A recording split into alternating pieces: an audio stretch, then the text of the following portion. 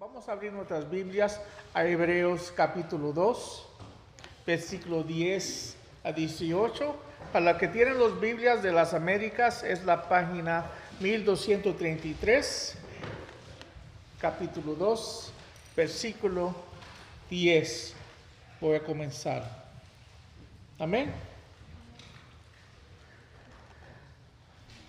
Dice la palabra de Dios así: porque convenía que aquel para quien son todas las cosas y por quien son todas las cosas, llevando muchos hijos a la gloria, hiciera perfecto, por medio de los padecimientos, al autor de la salvación de ellos.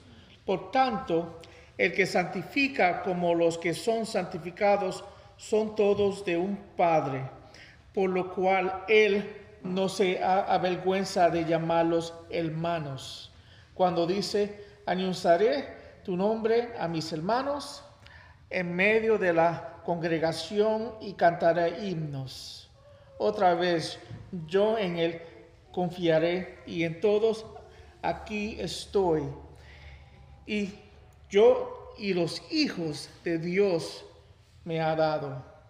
Así que por cuanto los hijos participen de carne y sangre, también Jesús participó de lo mismo, para anular mediante la muerte el poder de aquel que tenía el poder de la muerte, es decir, el diablo, a liberar a los que por el temor a la muerte estaban sujetos y esclavitud durante toda la vida. Porque ciertamente no ayuda a los ángeles, sino que ayuda a la descendencia de Abraham. Por tanto, tenía que ser hecho semejante a sus hermanos en todo, a fin de que llegara a ser un sumo sacerdote misericordioso y fiel en las cosas de Dios, atiendan para hacer propiciación por los pecados del pueblo. Pues por cuanto él mismo fue tentado en el sufrimiento y es poderoso para socorrer a los que son tentados. Oremos, hermanos. Amén. Padre Santo, Señor, gracias, Señor, por tu palabra. Levantamos esta iglesia a ti, Señor, que tú nos hables a través de tu palabra, tu verdad, Señor, y que todo lo que se diga aquí, todo lo que se predica de ese púlpito, venga de ti y sea dirigido de ti, Señor. Yo oro por tu iglesia, Señor. Oro por el crecimiento. Estamos aquí 10 años, Señor, y estamos en un lugar, Señor, donde estamos más profundamente en amor a ti, en conocimiento en ti, Señor, y amor a tu palabra, Señor. Qué bendición poder servirte estos 10 años, Señor, como iglesia, Señor. Esta iglesia es tuya, Señor, y que tú sigas creciendo tu iglesia otra vez, en maneras que tú solamente puedas hacerlo. En el nombre de Jesucristo oramos. Amén. Amén, hermanos. Pueden tomar asientos.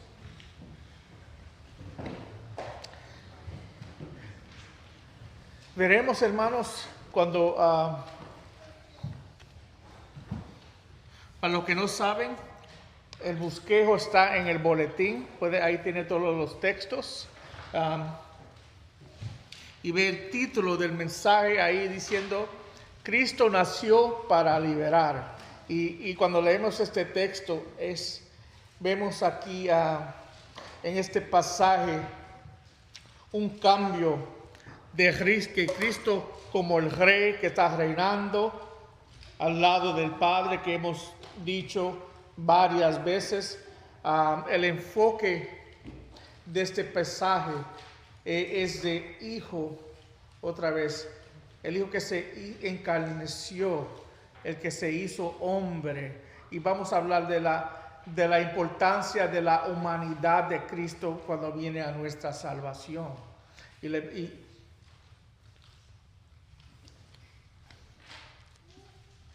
Y también como él, siendo hijo de Dios y siendo hombre, él es hermano de nosotros. Y vamos a ver esos textos que habla de la humanidad de Cristo y la importancia de la humanidad de Cristo en nuestra salvación. Porque, hermanos, si Él no era hombre, nosotros no podíamos ser salvados. Tuviéramos todos, siguiéramos muertos en nuestros pecados y delitos, Señor. Solo le damos gracias, Señor, por Jesucristo y por lo que Él hizo por nosotros. Y es el enfoque del tema de hoy. Nosotros somos hijos, hermanos, elegidos de Dios para la gloria de Dios, a través de Cristo y lo que Él hizo en la cruz por nosotros. Y diciendo eso, vamos a entrar al primer punto. El primer punto dice que Él es la fuente de nuestra salvación. Y en los pasajes anteriores, otra vez, el autor de Hebreos demostró la superioridad, que Cristo era superior a los ángeles. Ya hemos hablado de eso bastante, y mostró también que Jesucristo, Adán era el primer Adán, pero Jesucristo es el último Adán. Y a través del sufrimiento de Él, el sufrimiento de Él no fue inútil, hermanos. Había un propósito del sufrimiento de Cristo. Había obediencia cuando vino a la obediencia de Cristo. Él probó. Recuerda el versículo 9 la semana pasada, dice que dijimos que Él probó la muerte por algunos, no por todos. ¿Por todo el mundo? No, por todos los hijos de Dios, todos los hermanos de Cristo. Y vamos a verlo otra vez, todo de la raíz de Abraham, no de Adán, son llamados hijos de Dios. Él fue el sustitutivo, otra vez, para nosotros. Él tomó nuestro lugar como hombre. Eso tenía que ser un hombre que venía para tomar nuestro lugar como hombres. Amén.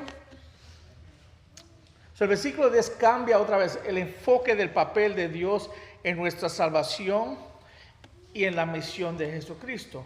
Y mira lo que dice el 10. Dice, pero convenía que aquel, ¿quién es aquel? Cristo, ¿verdad?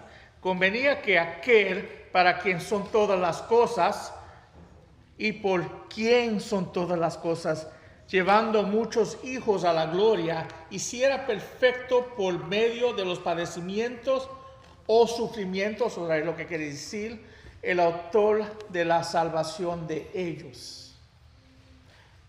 El punto principal otra vez del versículo 10 es la conveniencia del plan del Padre para redimir a la humanidad mediante un Salvador perfecto y sufriente, hermanos. La justicia de Dios exigía una expiación sustitutiva para el perdón de los pecados. Este versículo dice que le convenía que aquel, la palabra convenía se puede traducir apropiado.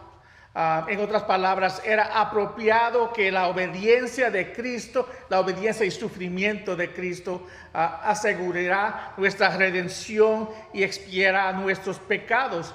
Diciendo el texto aquí, llevando muchos hijos ¿a qué? A la gloria de Dios. Amén. Todo también era aprobado que Cristo se hiciera perfecto por medio de los padecimientos. Dice el texto, otra vez se puede traducir también sufrimientos de Él. Esto no implica que Jesús fuera de alguna manera pecador o un hombre imperfecto antes de la crucificación. Y algunas personas ven este texto y tratan de decir, mira, ¿cómo es que se hace perfecto Cristo? Eso tenía que ser imperfecto primero para poder ser perfecto. Y eso es lo que está diciendo aquí, porque en el versículo 4:15 de Hebreos, el autor también dice, porque no tenemos un sumo sacerdote que no pueda compadecerse de nuestras flaquezas, sino uno que se ha sido tentado en todo como nosotros, pero sin pecado. So, vemos otra vez, y una y otra vez en este libro, él habla de que Jesucristo no tenía pecados.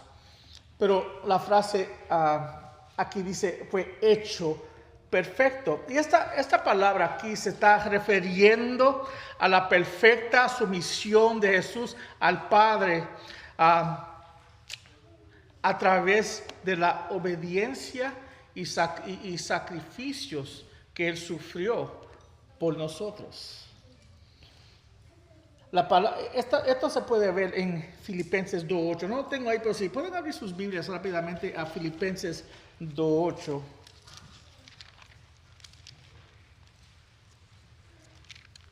Después de Efesios, Filipenses 2.8 es el versículo, la página 1208. El 2.8 dice, hermanos, y hallándose en forma de hombre, se humilló él mismo, haciéndose ¿qué? Obediente hasta la muerte y muerte en la cruz. So, tú ves, Jesucristo otra vez tomó forma de hombre para hacer ¿qué? La obra y lo que Dios lo llamó a hacer. Él fue obediente al mandato de Dios. Él fue obediente a sufrir por nuestros pecados. Y en eso está aquí hablando que fue hecho perfecto, porque fue el perfecto sacrificio para Dios por nosotros. Porque nosotros no podíamos ser salvados por nuestros pecados. El hombre fue que pecó. Los animales, los sacrificios de los animales no lo podían salvarlos. Pero tenía que ser, si un hombre pecó y a través de él entró la muerte, tenía que ser un hombre que viniera y viviera otra vez perfectamente para nosotros. Nosotros no podíamos hacerlo. Otra vez, Él vino y en su obediencia y sacrificio, Él fue el perfecto sacrificio de Dios en nuestro lugar. Amén. Gloria a Dios, hermanos, que tenemos un Salvador tan amoroso, que estaba dispuesto a morir por nosotros. Thomas Schreiner en su comentario dice, la perfección por tanto se caracteriza mejor como vocacionar para que como los sacerdotes del Antiguo Testamento esté calificado para su oficio de rey sacerdote, aunque la perfección no es la mayoría moral de Jesús, tiene una dimensión experiencial y existencial. Y ese sentido incluye la obediencia y los sufrimientos que calificarán a Jesús para servir como el sumo sacerdote para nosotros. Y vamos a hablar un poquito más del sumo sacerdote un poquito más después en nuestro texto. Amén.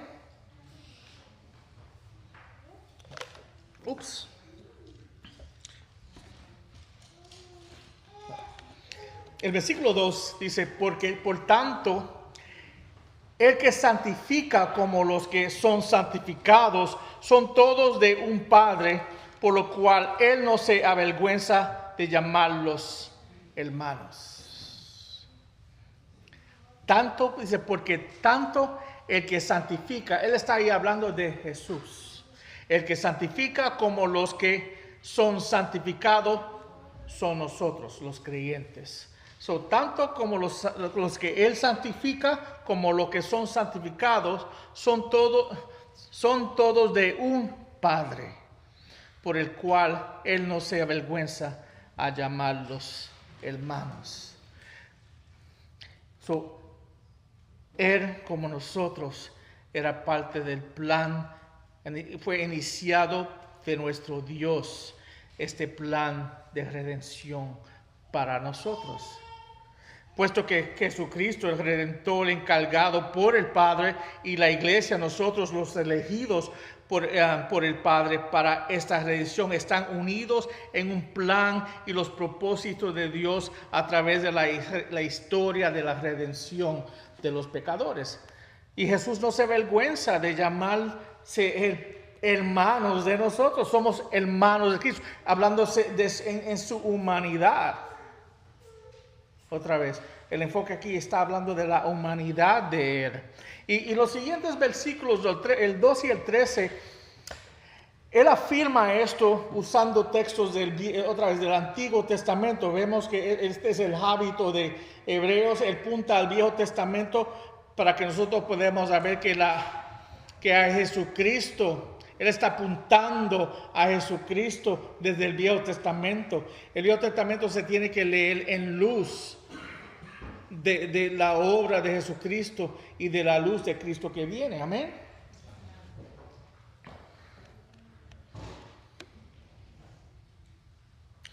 Nosotros somos hermanos y hermanas de Cristo, hermanos, pero también somos hijos de Dios. Y gloria a Dios por eso, amén. Dice Hebreos 2, del 12 al 13, dice, anunciaré tu nombre a mis hermanos en medio de la congregación, te cantaré himnos. Otra vez, yo en Él confiaré. Y otra vez, aquí estoy, yo y los hijos de Dios que me ha dado. Y cuando miramos estas citas otra vez, el versículo 12 está citando el Salmos 22. Y tú lo ves marcado ahí en sus Biblias. Y le dije, algo que quería anotar, le dije a los muchachos en el principio, cuando uno lo lee directamente al Viejo Testamento, vamos a Salmos, y el versículo 13 está leyendo de Isaías 8, 17 a 18. A veces las palabras son un poquito diferentes, y tenemos que entender que el autor de Hebreos, como nosotros tenemos diferentes versiones, él está usando la versión que se llama la Septuaginta, el LXX. Es la versión que él usó cuando él está haciendo citas del Viejo Testamento.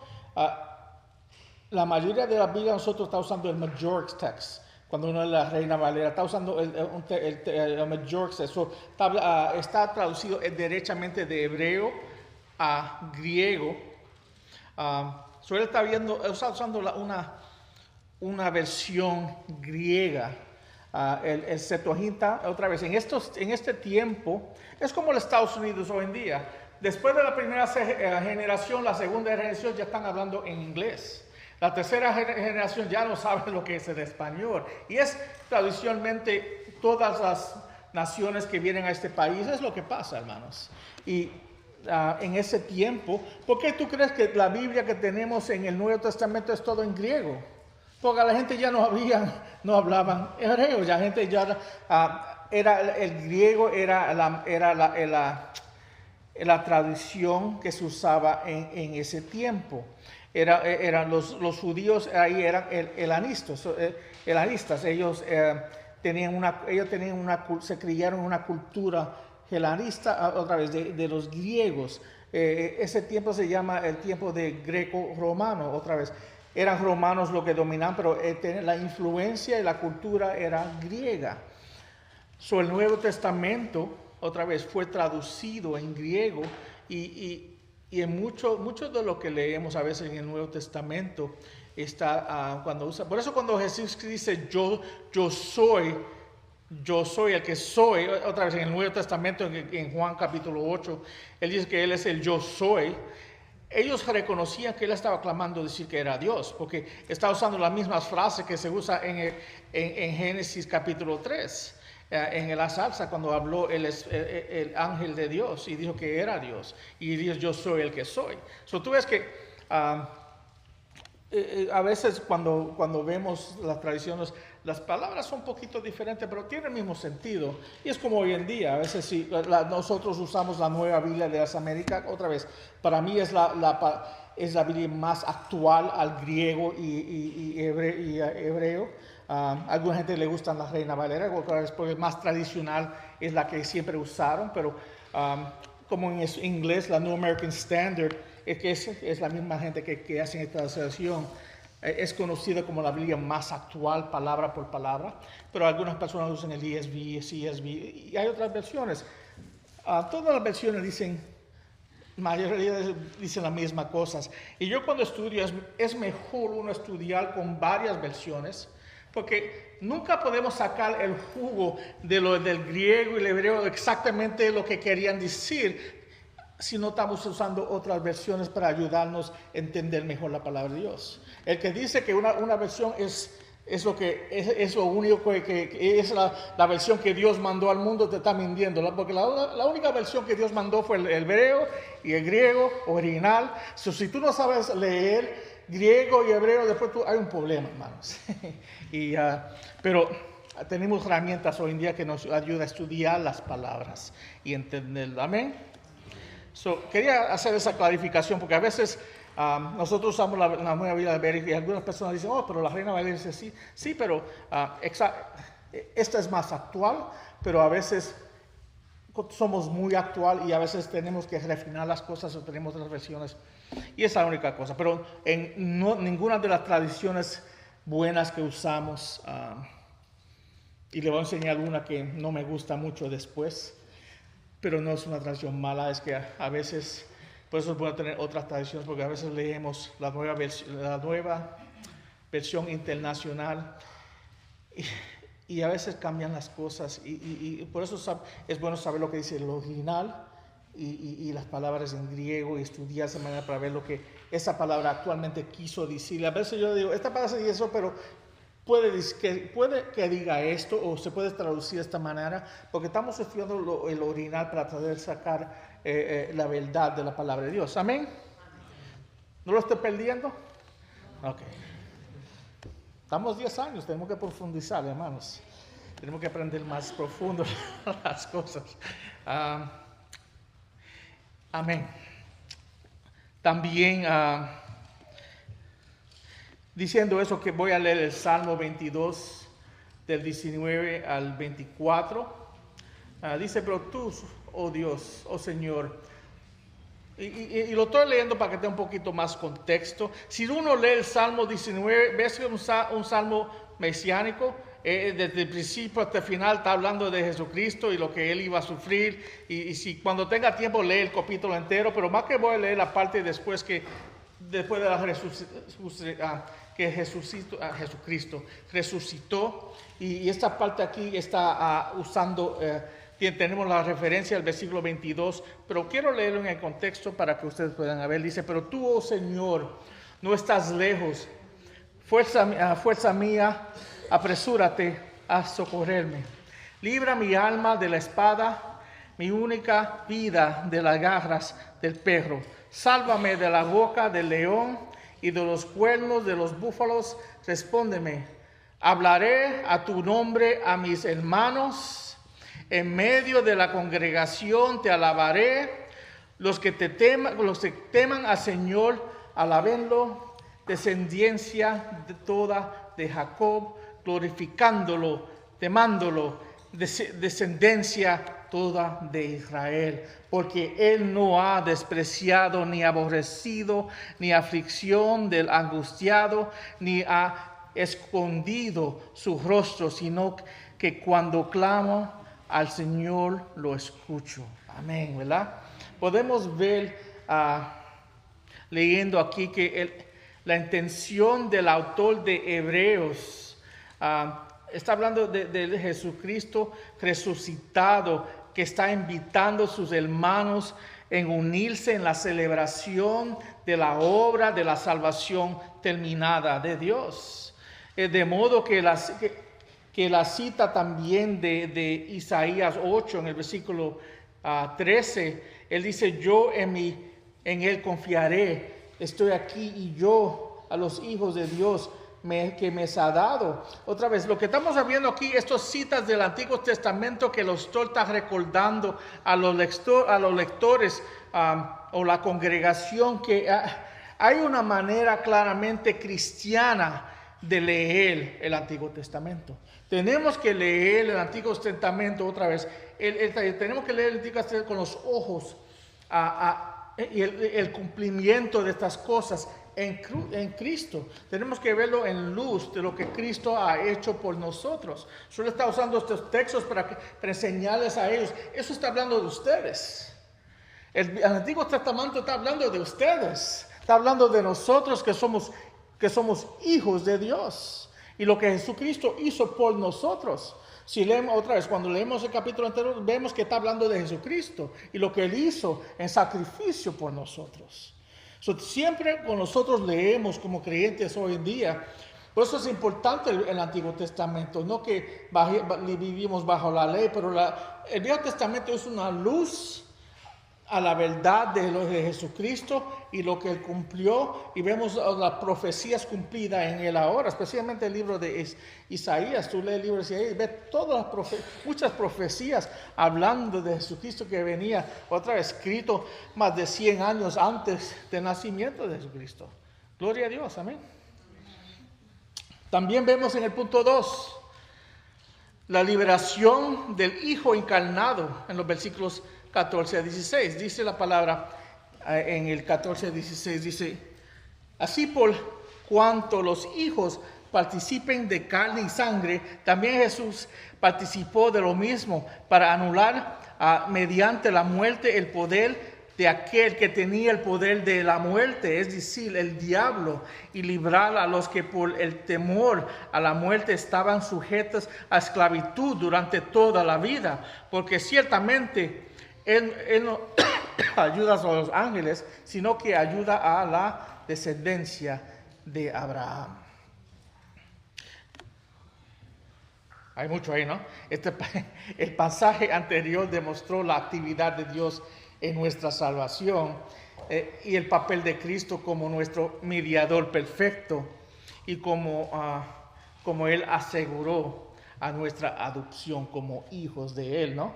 En esta sección, estos versículos explica la lógica de la obra redentora de Cristo. En otras palabras, estos versículos nos muestran cómo Cristo lleva a los pecadores a una posición de filiación con el Creador, llamados hijos de Dios.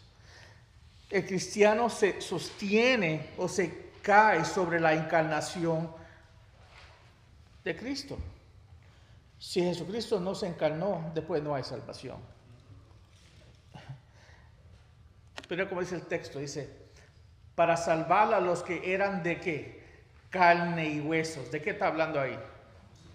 De la humanidad, está hablando de nosotros, ¿no? Cristo mismo tuvo que hacerse carne y hueso para salvar la raza de Adán. Jesús se convirtió en el último Adán para nosotros. La encarnación que Jesucristo asumió fue por nosotros. Los hijos participan de carne y de sangre, pero después dice, también Cristo participó de lo mismo. Otra vez está hablando aquí de la encarnación. Jesucristo se hizo hombre para nosotros. Aunque era el creador de todo, leímos eso en los últimos 2 capítulos, Él era el creador de todo y el que sostiene todo. Él a la misma vez se hizo hombre. Un hombre que se cansaba, hombre que pudo beber, dormía, le dolió, sufría, compartió cosas como nosotros, ¿no? Él compartió cosas que nosotros como humanos vivimos. Él sabe lo que es sufrir, Él sabe lo que te duele a ti, Él sabe tu aflicción, Él sabe todos tus problemas. Él también, otra vez, aparte de alegría, nosotros, Él comprobó todo como un hombre como nosotros. Tenemos un Dios, y tenemos que poner en mente, tenemos un Dios que estuvo dispuesto a hacerse como nosotros. No es un Dios que no se puede identificar como nosotros, es un Dios que, otra vez, pasado todo como nosotros. Él se hizo carne para nosotros. Sin embargo, la encarnación en sí mismo no es suficiente para asegurar nuestra redención.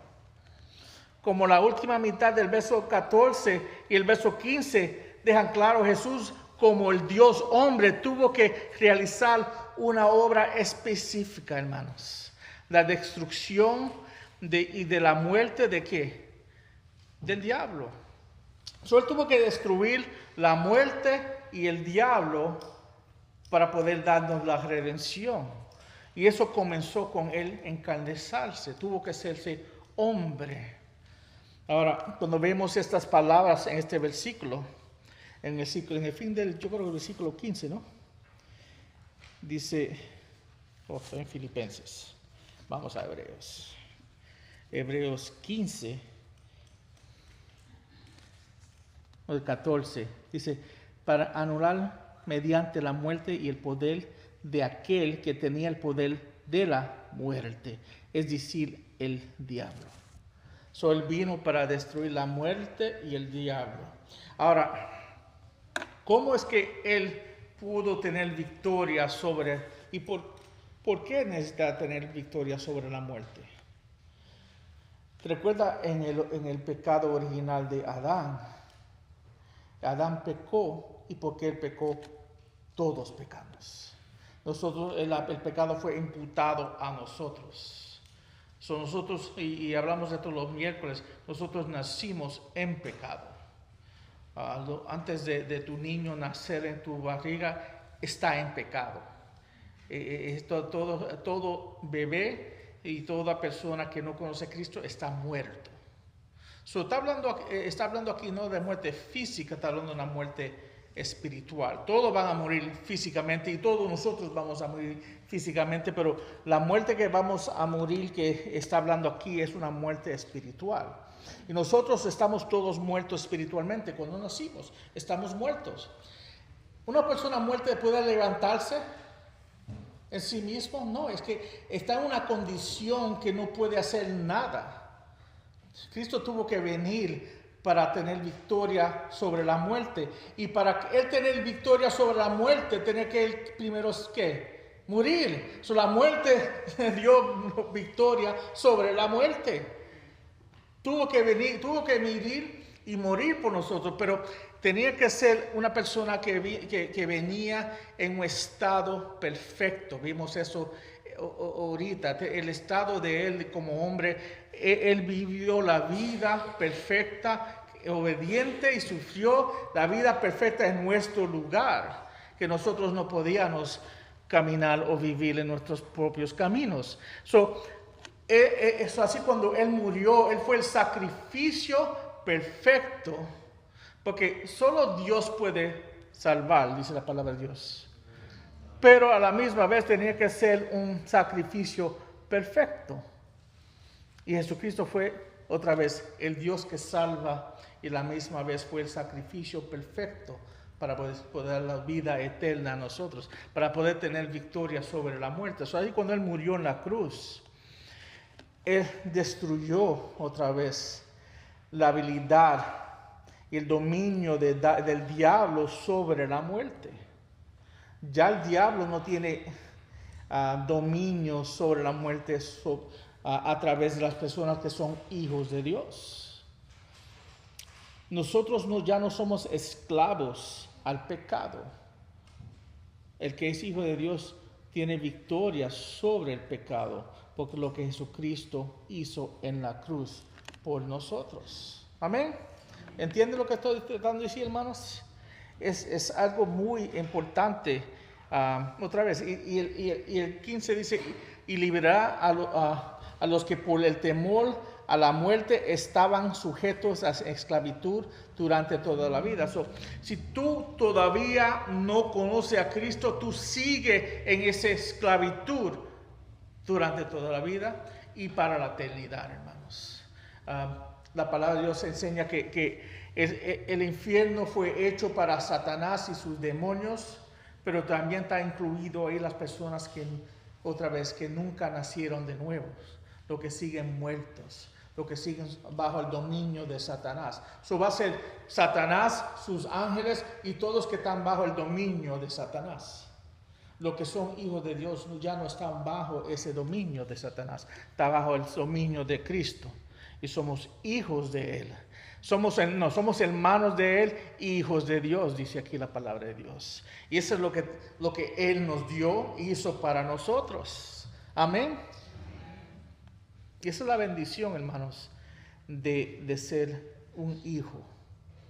Es la bendición que cada uno de ustedes tiene. Cristo salva a los que se dirigen a Él con fe y arrepentimiento, enseña la palabra de Dios en Lucas y en Hechos. Y Él nos libra a nosotros cuando nosotros venimos en arrepentimiento y fe a Él. Si aquí hay personas que nunca se han arrepentido y han recibido a Cristo por fe, otra vez siguen muertos en sus pecados y delitos. No importa las veces que tú vengas a la iglesia, no importa otra vez dónde tú te criaste, tú te puedes criar en esta iglesia y eso no te salva, hermanos. Lo que te salva es uno poner su fe en Cristo y arrepentirse de tus pecados. Reconocer que es un pecador delante de Él. Y tenemos que, por eso tenemos nosotros como iglesia este cargo, como Jesucristo pasó por, y bueno, voy a hablar más de esto en el final, pero como Cristo sacrificó para nosotros, se hizo hombre para nosotros, para vivir para nosotros, como nosotros no estamos haciéndolo igual. Cómo nosotros podemos otra vez olvidarnos de las personas que no conocen de Él y no tener esa misma deseo que ellos lo conozcan a Él. Él estaba dispuesto a dar su vida para nosotros. El Dios nosotros se hizo hombre para nosotros. Él estaba dispuesto a morir por nosotros. Él vivió y sufrió obedientemente para nosotros. Él estaba dispuesto a hacer todo esto para nosotros. Y nosotros en retorno hacemos ¿qué? Muchos de nosotros vivimos nuestras vidas en la manera que nosotros deseamos. Muchos en la iglesia que se llaman cristianos que no hacen sacrificio para Cristo. Y no viven vidas de sacrificio para Él. Y la vida cristiana debe ser una vida de sacrificio. Él nos creó para ser imitadores de Él. Y Él vive una vida sacrificada, de obediencia y de sacrificio al Padre. Eso como hijos debemos de vivir en obediencia y sacrificio al Padre. Amén.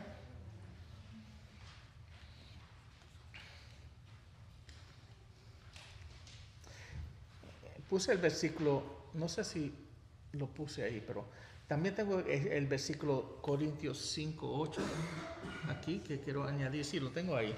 Y quiero que puse este texto ahí porque este texto nos ayuda a ver que tenemos una esperanza más grande que aquí.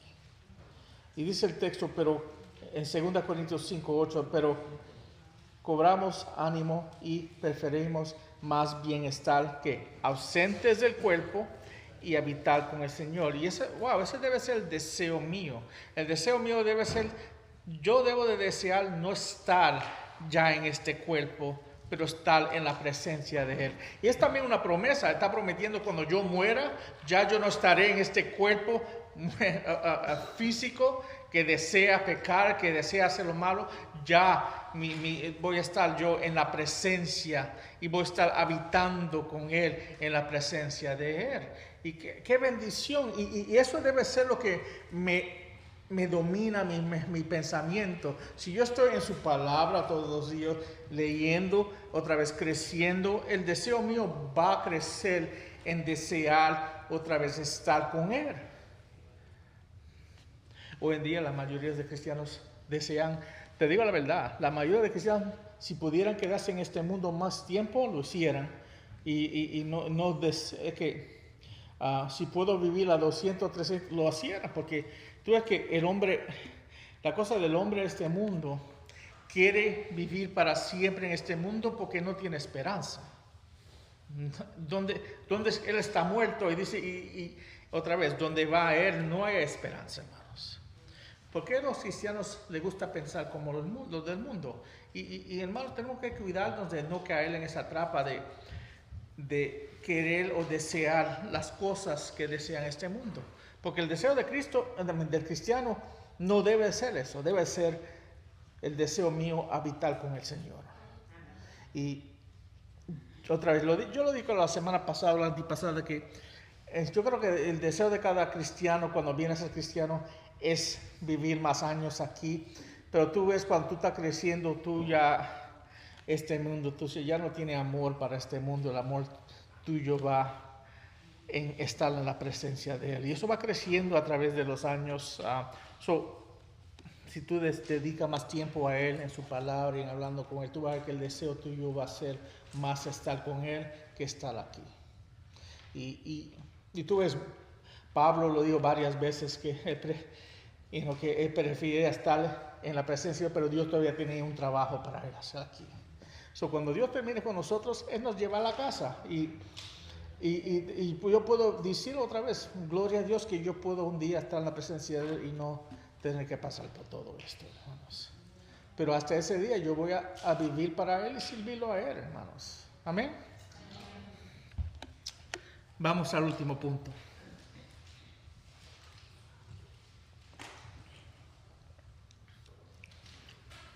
Y más que vamos a tocar este tema yo creo que es más, se va a hablar un poquito más ampliamente en otros textos a través de el estudio sobre Hebreos. Pero aquí vemos a Cristo como el sumo sacerdote. Cristo como el sumo sacerdote. Y dice aquí la palabra de Dios en Hebreos 2, 16 a 18. Porque ciertamente no ayuda a los ángeles, sino que ayuda a la descendencia de Abraham. Por tanto, tenía que ser hecho semejante a sus hermanos en todo, a fin de llegar a ser un sumo sacerdote misericordioso y fiel en las cosas que a Dios atienen, para hacer propiciación por los pecados del pueblo. Y el 18, por cuanto él mismo fue tentado en el sufrimiento y el poderoso para socorrer a los que son tentados. ¿Amén? Aquí empieza en el versículo 16 diciendo, por ciertamente no ayuda a los ángeles. Ya sabemos otra vez, los ángeles no tienen esperanza, a los que son caídos especialmente. Él vino aquí para nosotros. Si no, Él ayuda a ¿quién? A la descendencia de Abraham. ¿Y qué es interesante de ese texto? Que Él no dice la descendencia de Adán, Él dice la descendencia de Abraham. ¿Y qué es la diferencia? Si hiciera la descendencia de Abraham, fuera toda la humanidad, porque toda la humanidad viene de él. Pero la descendencia de Abraham es la descendencia de la promesa. Y él está ahí hablando otra vez de que nosotros somos de la descendencia de Abraham. Y gloria a Dios por eso. Pero ¿qué significa eso? Que nosotros somos los heredores de esa promesa. Y quiero que vean, hay dos textos que confirman esto en el Nuevo Testamento. Primero en Gálatas 3:7 dice la palabra de Dios: por tanto sepan que los que son de fe, estos son hijos de Abraham. Y también en Gálatas 3, el mismo capítulo 3:29 dice: y si ustedes son de Cristo, entonces son descendencia de Abraham, herederos según la promesa. Vemos en estos dos textos que somos hijos de Abraham por nuestra fe, dice el texto. Y en el 29 dice que nosotros somos descendencia a través de Cristo de Abraham.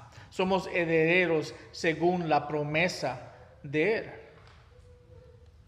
Y esta otra vez la promesa que somos hermanos de la fe a través de la fe y arrepentimiento, que es la única manera de poder conocer a Dios a través de Cristo, y nosotros poner nuestra fe en lo que Cristo hizo por nosotros, la vida que él vivió. Otra vez, todo lo que estamos enseñando aquí es parte del Evangelio.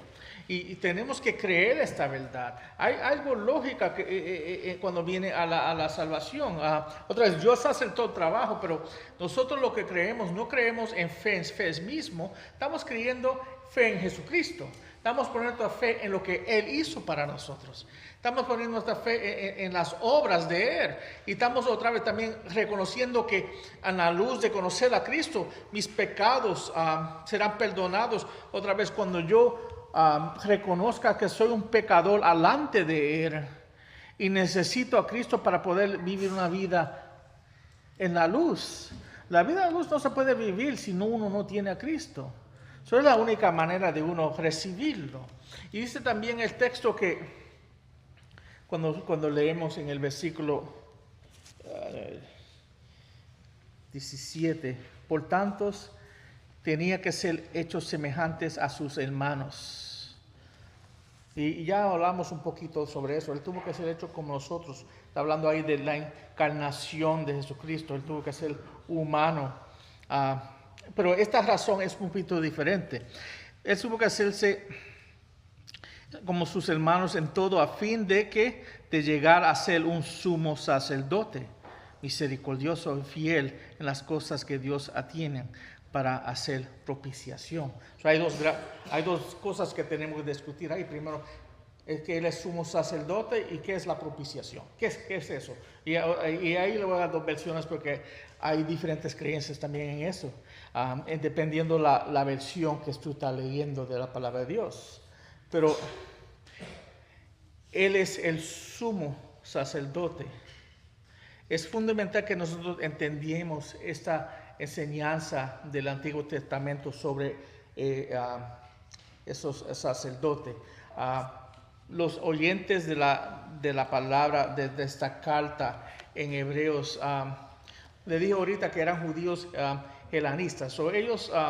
Ellos reconocían la necesidad de un sacerdote, específicamente cuando a sus prácticas de sacrificios para el pueblo. Ellos otra vez todavía se practicaba los sacrificios en ese tiempo. Ellos tenían un reconocimiento de lo que eran los sacrificios del Viejo Testamento.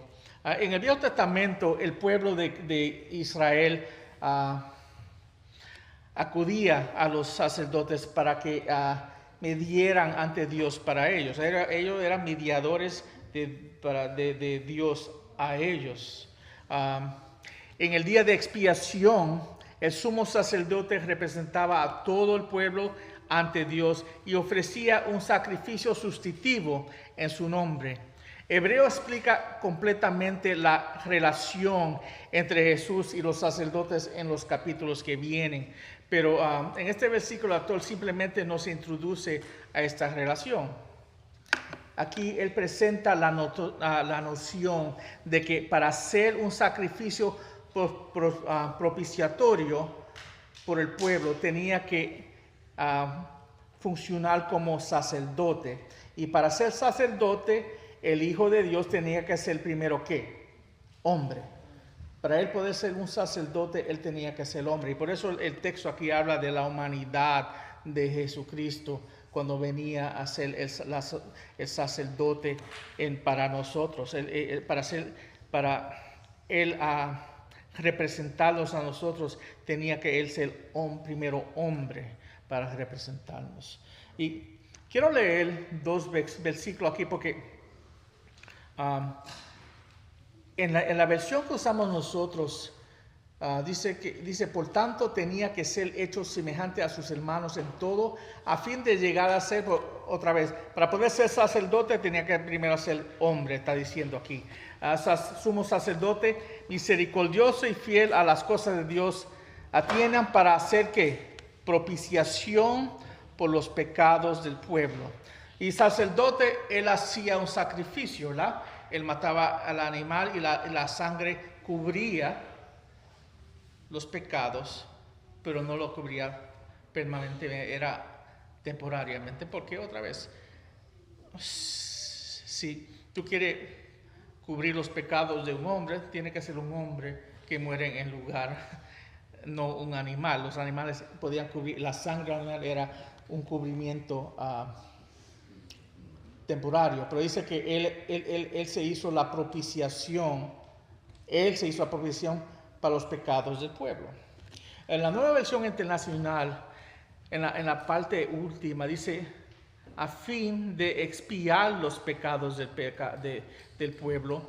La versión que tenemos nos dice para hacer propiciación por los pecados del pueblo. Y es muy importante entender que expiación y propiciación no son palabras exactas. Tenemos que entender, para mí es una mala traducción, porque cuando tú estás diciendo expiación se refiere solamente al lavado de pecado. Cancela la deuda del pecado y se relaciona estrechamente con el perdón de los pecados. En la expiación no hay ninguna acción de Dios mismo en la expiación. Pero cuando miramos la palabra propiciación, la propiciación incluye la expiación, pero hay una dimensión segunda en la propiciación, que es que Dios, Él es que satisfeza la justicia de Dios en nuestro lugar. La propiciación también incluye la satisfacción de los pecados. Él nos cubre nuestros pecados, pero Dios también toma la culpa de los pecados en sí mismo. ¿Tú entiendes? Eso es una explicación más profunda, es un entendimiento más, pero lo que quiere decir es que en Dios, en Jesucristo, tomar nuestros pecados, y Él fue el propicio de nuestros pecados.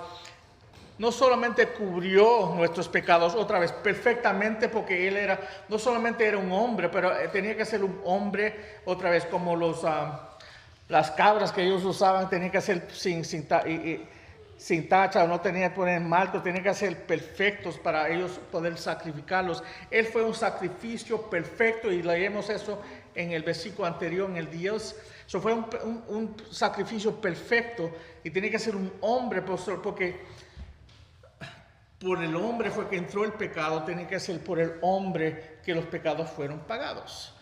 Él propició, no solamente cubrió nuestros pecados, en la propiciación Él también tomó la ira y la justicia de Dios en nuestro lugar.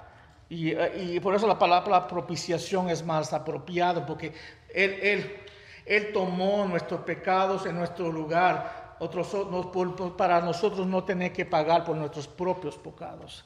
Y es muy importante esa clave, hermanos, porque gracias a Dios que Él lo hizo, porque si no fuera por la gracia de Él, no estuviéramos aquí parados llamados hermanos de Cristo y hijos de Dios.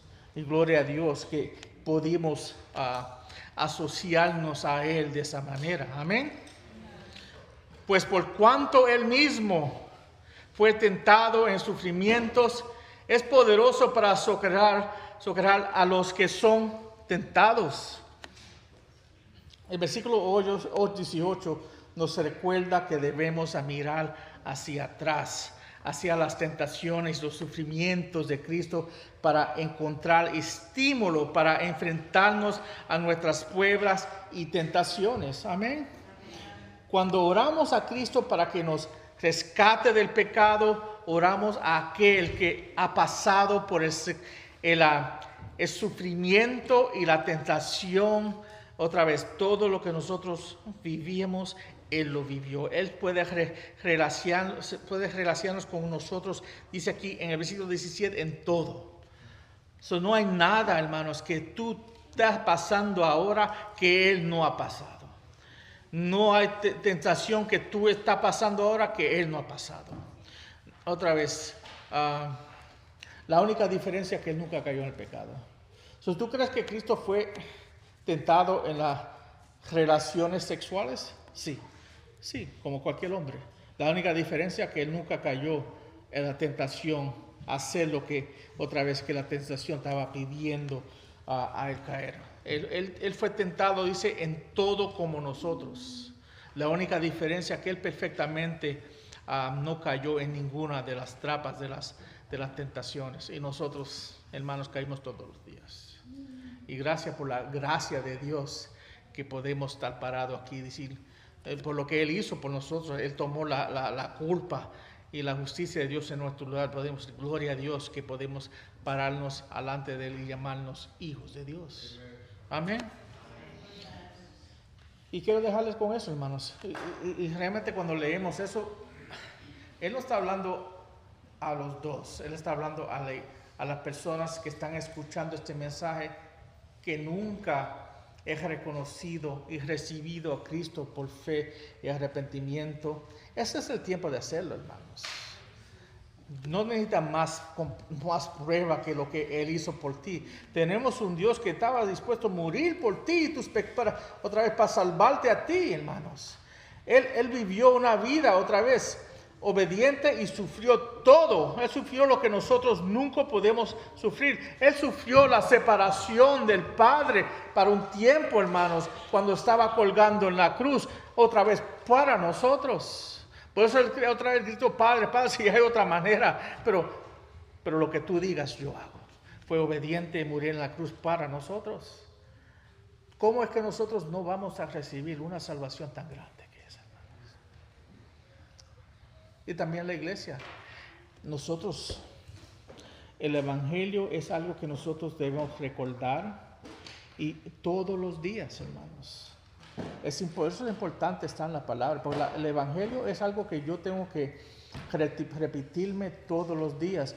Por eso dijimos cuando tomamos la cena del Señor, que vamos a tomar la semana que viene, esa memoria de mí. Lo hacemos para recordarnos de Cristo y lo que Él hizo en la cruz para nosotros, porque nosotros nos olvidamos, salimos de aquí y ya se nos olvidó todo lo que el pastor dijo, pero no debe ser así, hermanos. Debemos estar atentos al Evangelio todos los días.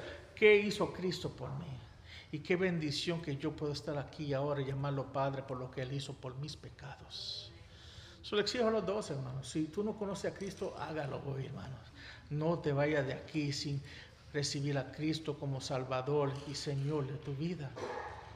Y lo que somos cristianos, vamos a recordar lo que Cristo y aprender y en profundar. Estamos hablando aquí de tal 10 años. Lo más profundo que yo conozca la Escritura y conozco mi Dios, más profundamente puedo caminar con Él y también explicarles a otros la verdad de Él y no ser confundidos con las boberías de este mundo cuando se habla de Dios y lo que enseña la palabra. Cuando yo conozco a alguien, tú puedes decir cualquier otra cosa, yo lo conozco. No importa lo que tú creas, es lo que dice la palabra de Dios. Y yo lo conozco, yo conozco su palabra y conozco quién es Él y yo vivo para Él. Tú no puedes decir nada a mí que me puede descomprobar quién es Cristo. Pues su palabra es clara. Amén. Vamos a orar. Padre Santo, Señor, gracias por tu palabra y gracias por este tiempo que nos ha dado, Señor. Qué bendición poder profundizar en nuestro conocimiento de la humanidad, la encarnación de nuestro Dios. Oramos que tú sigas ayudándonos a crecer y profundizar en estas enseñanzas y creencias, Señor, y poder aplicarlas en nuestras vidas, Señor, diariamente. Que nos cambies a ser seguidores tuyos, Señor, no solamente escuchadores de tu palabra. Oro por esta iglesia, Señor. En nombre de Cristo oramos. Amén. Amén, hermanos.